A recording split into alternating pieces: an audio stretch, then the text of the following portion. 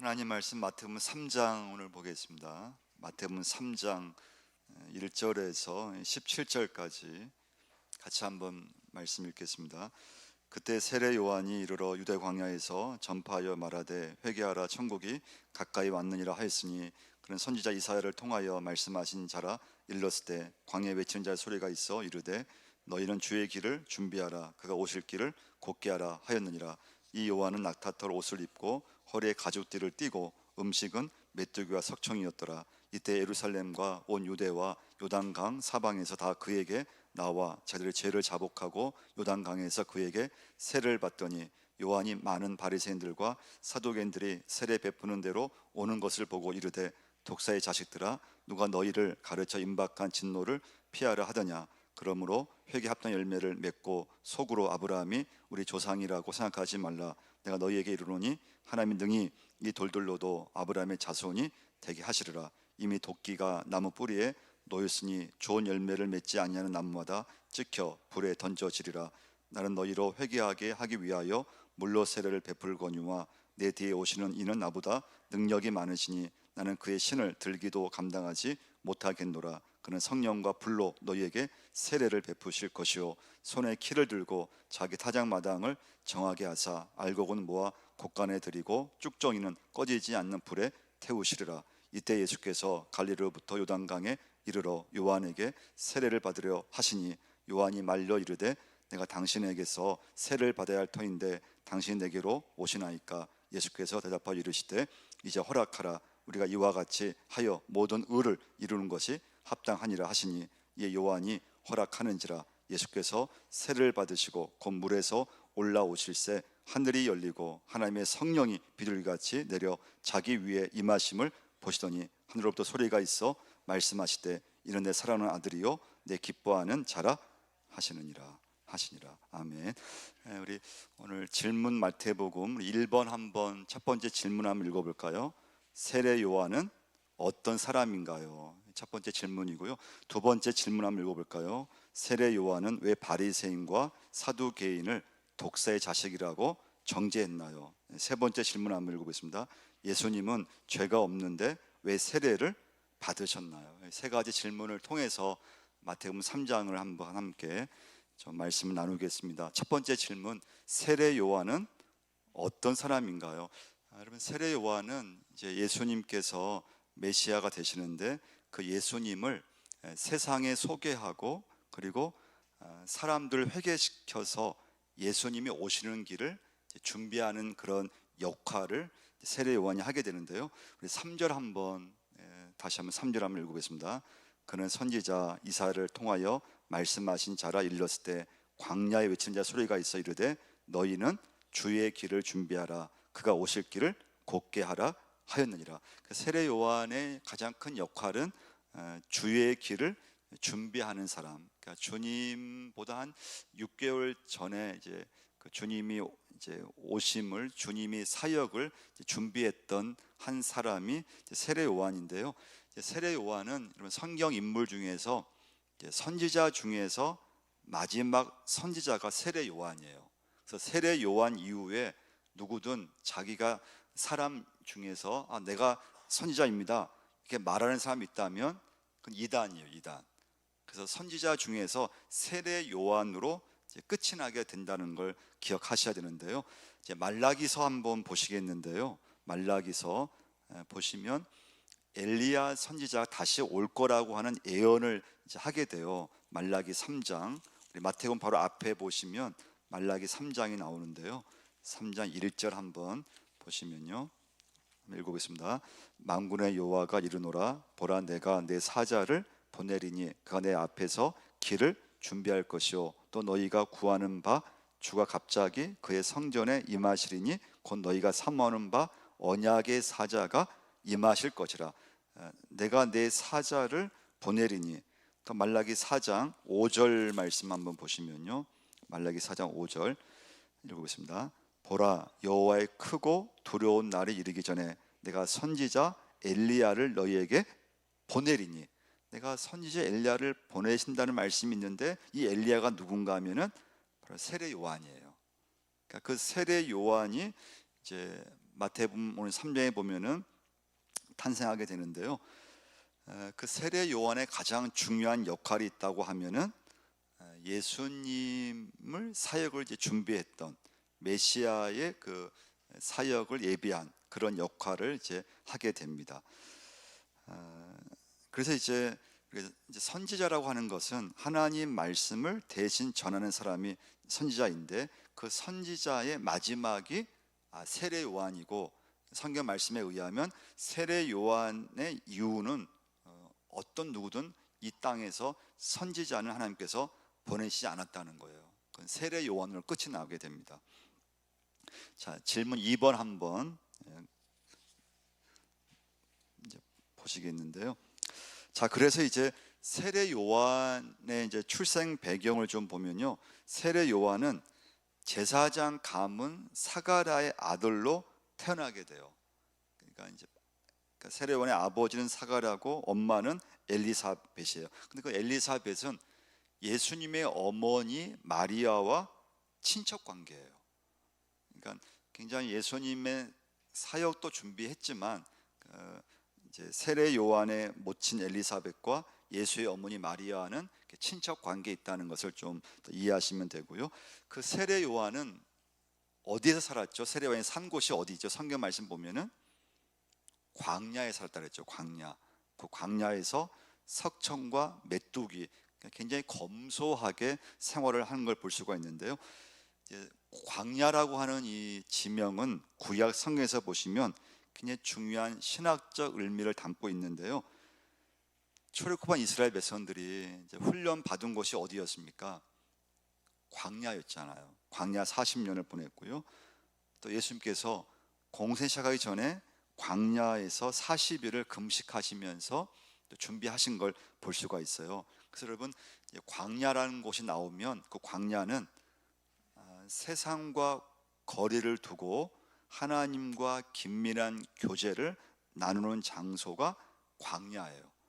그래서 누구든 하나님의 음성을 듣기 위해서는 어디로 가야 되냐면 광야로 가야 된다는 거예요. 그러니까 세상과는 좀 이렇게 거리를 두고, 세상과는 좀 이렇게 잠시 좀 이별을 하고, 하나님과의 어떤 교제, 하나님께 집중하고 하나님 말씀을 듣기 위해서 여러분과 제가 항상 가야 될 곳이 있다면은 광야예요. 광야. 그래서 여러분과 저의 광야는 어디인가? 세상과 좀 잠시 좀 이렇게 거리를 두면서 하나님께 기도하고 하나님과 교제하고 하나님의 말씀을 들을 수 있는 그런 광야가 여러분과 저에게 필요한 걸 볼 수가 있습니다. 자, 세례 요한의 주 메시지는 2절 말씀 보겠는데요. 마태복음 3장 2절 한번 읽겠습니다. 회개하라, 천국이 가까이 왔느니라 하였으니. 회개하라, 천국이 가까이 왔느니라. 이게 세례 요한의 이제 메시지였습니다. 세례 요한이 외친 이 회개하라, 그 원뜻은 무엇인가 하면 마음을 하나님께로 돌이키라. 회개하라, 생각을 고치라. 세상적인 그런 생각에서 하나님 생각으로 고치라. 그게 회개의 이제 뜻이에요. 인간적 생각에서, 잘못된 생각에서 하나님 생각으로, 믿음의 생각으로 이것을 좀 돌아서라. 그래서 이제 회개의 뜻을 이렇게 말하라고 하면은 방향을 바꾼다, 그런 뜻이에요. 회개하라. 세상 중심에 살던 사람이 예수 믿으면서 그 방향을, 또 생각 방향을, 삶의 방향을 하나님께로 이렇게 딱 방향을 이제 틀었다면은 이제 그 사람이 이제 회개예요. 말라기 4장 6절 말씀이죠. 그가 아버지의 마음을 자녀에게로 돌이키게 하고 자녀의 마음을 그들의 아버지에게로 돌이키게 하리라. 돌이키지 아니하면 두렵건대 내가 와서 저주로 그 땅을 칠까 하노라 하시니라. 그 말라기서의 마지막이 이제 엘리야를 보내신다는 말씀이 이제 마태복음 3장의 세례 요한이라고 그랬잖아요. 그 세례 요한의 주 메시지가 회개하라인데, 그 말씀이 말라기 4장 6절 말씀에도 똑같이 이어지는 걸 볼 수가 있습니다. 자, 아무튼 여러분과 제가 예수 믿으면서 회개할 수 있다면 하나님께서 내게 주신 가장 복 중의 복이에요. 예, 은혜 중의 은혜예요. 예, 회개할 수 있다면은 굉장히 큰 은혜입니다. 자, 2번 질문 2번 한번 다시 한번 읽어보겠습니다. 세례 요한은 왜 바리새인과 사두개인을 독사의 자식이라고 정죄했나요? 한번 7절 한번 보시면요. 7절 한번 읽겠습니다. 요한이 많은 바리새인들과 사두개인들이 세례 베푸는 대로 오는 것을 보고 이르되 독사의 자식들아 누가 너희를 가르쳐 임박한 진노를 피하라 하느냐. 굉장히 좀 이렇게 책망하는 말씀이에요. 무서운 질책이죠. 왜 세례 요한은 바리새인들과 사두개인들을 왜 책망했을까요? 왜 독사의 자식이라고 이렇게 엄청난 질책을 했을까요?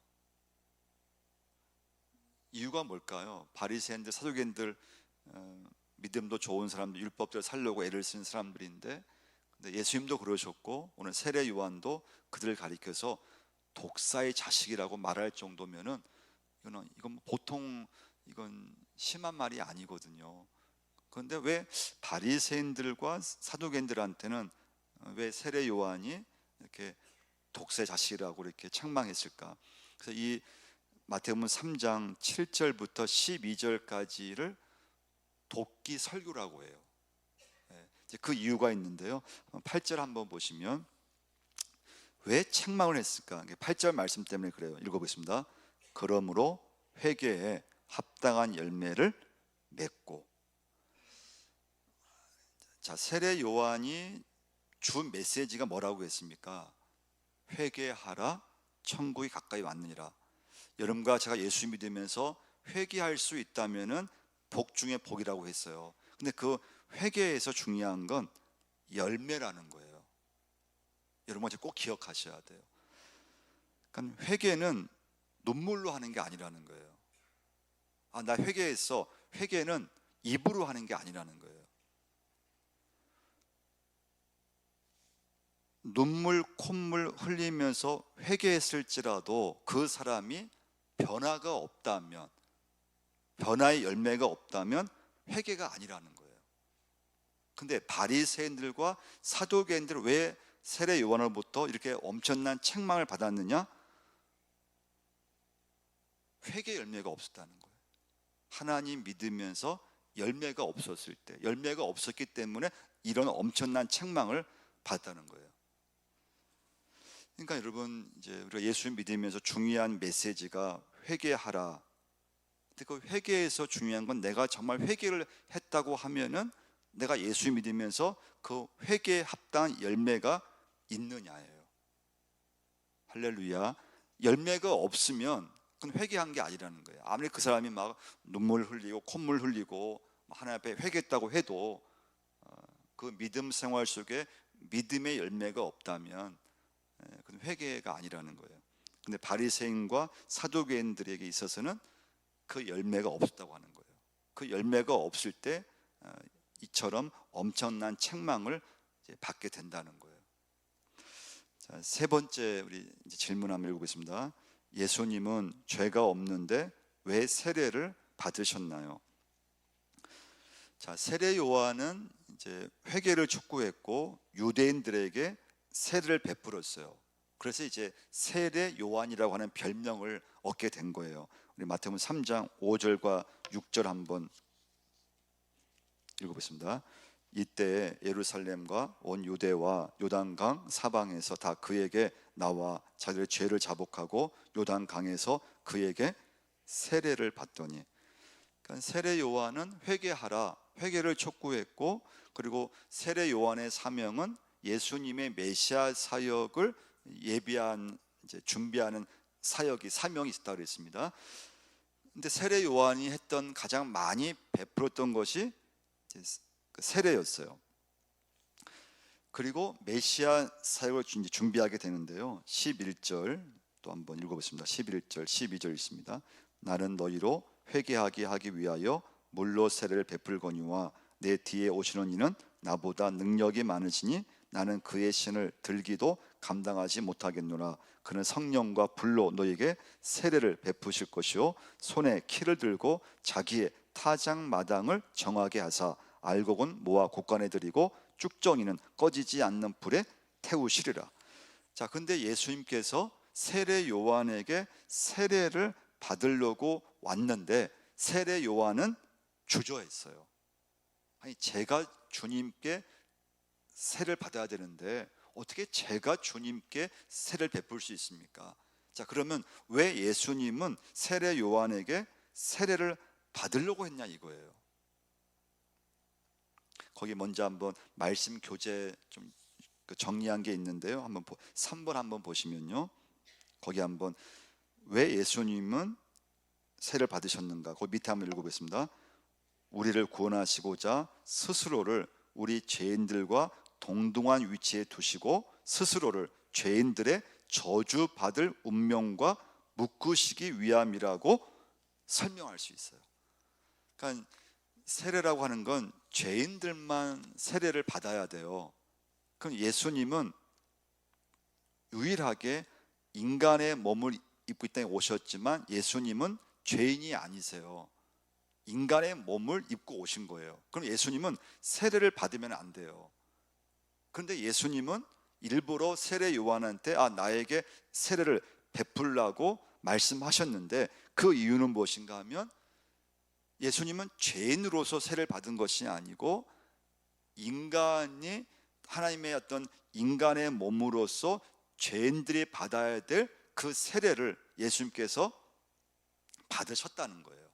그래서 그 이유는 우리를 구원하시고자 스스로를 우리 죄인들과 동등한 위치에 인간의 몸을 입고 오신 그런 예수님께서 우리 인간과 똑같이 세례를 받으심을 통해서 이제 여러분과 저에게 하나님의 구원의 계획을 똑같이 베풀어 주심을 상징적으로 보여주신 거예요.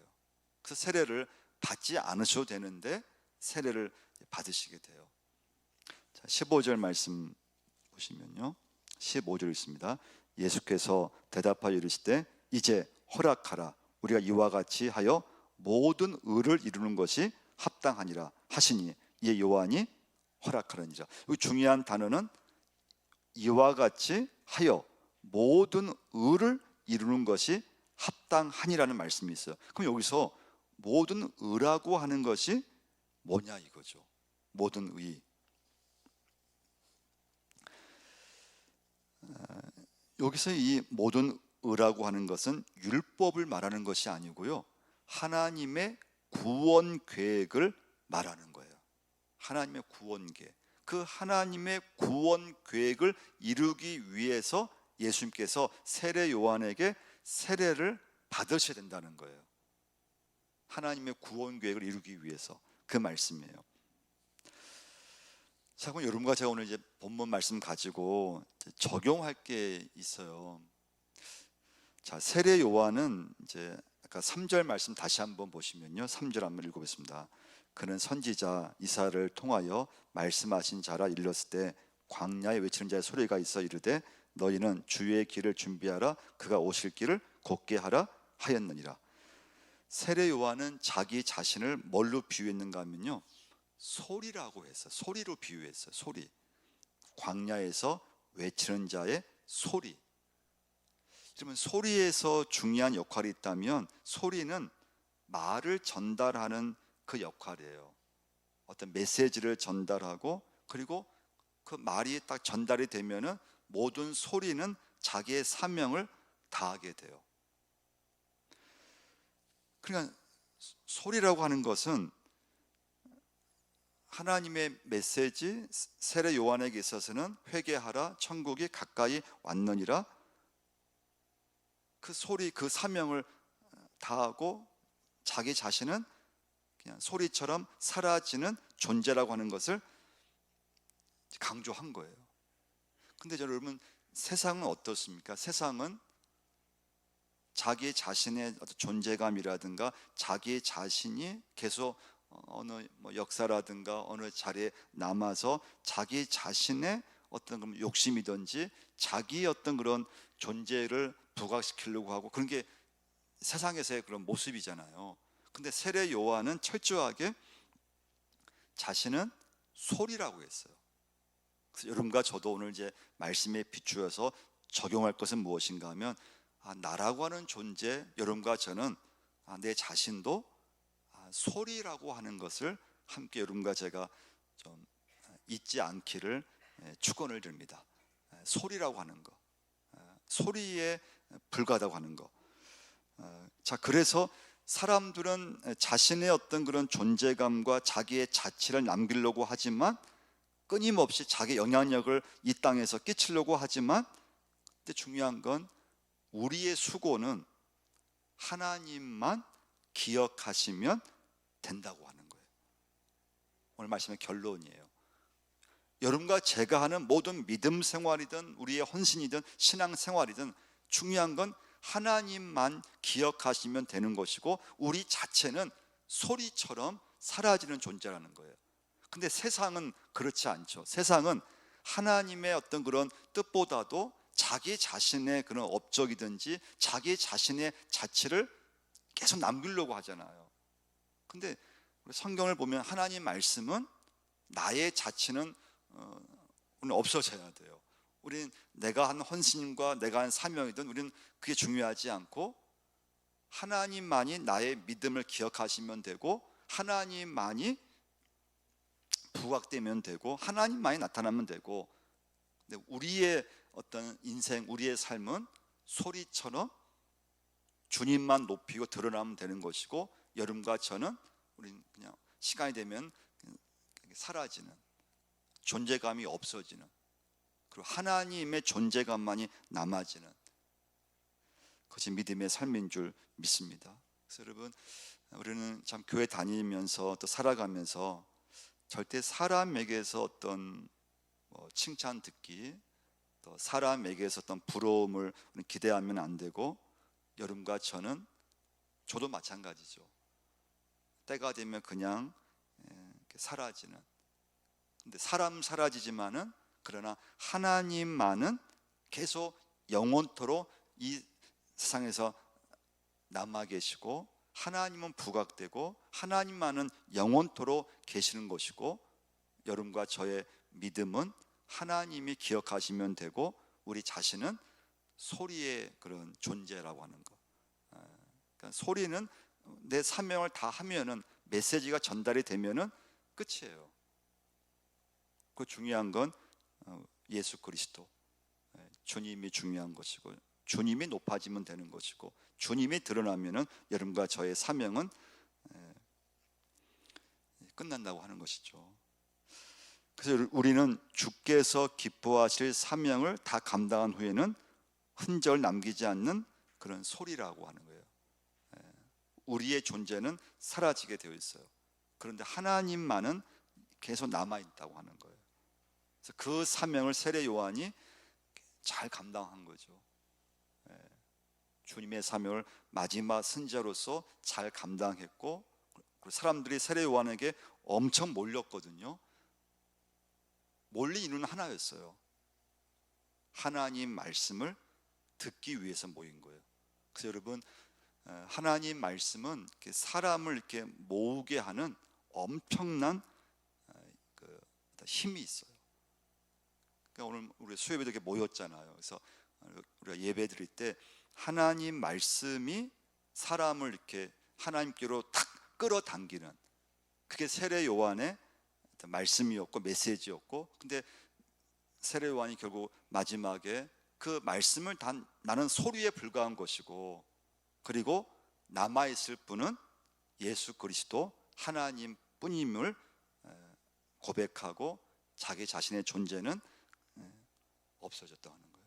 그래서 여러분과 저도 참 우리가 교회 다니면서 참 우리 나라고 하는 존재는 하나님 앞에 중요하지 않다고 하는 거, 하나님이 제일 중요하고 하나님이 내 믿음을 기억하시면 되고, 절대 여러분 사람에게 여러분과 제가 칭찬받으려고 한다거나 또 사람에게 어떤 내 영향력을 끼치려고 하면 안 되고, 하나님만을 여러분과 제가 의지하고 예배하는 여러분과 제가 꼭 될 줄 믿습니다.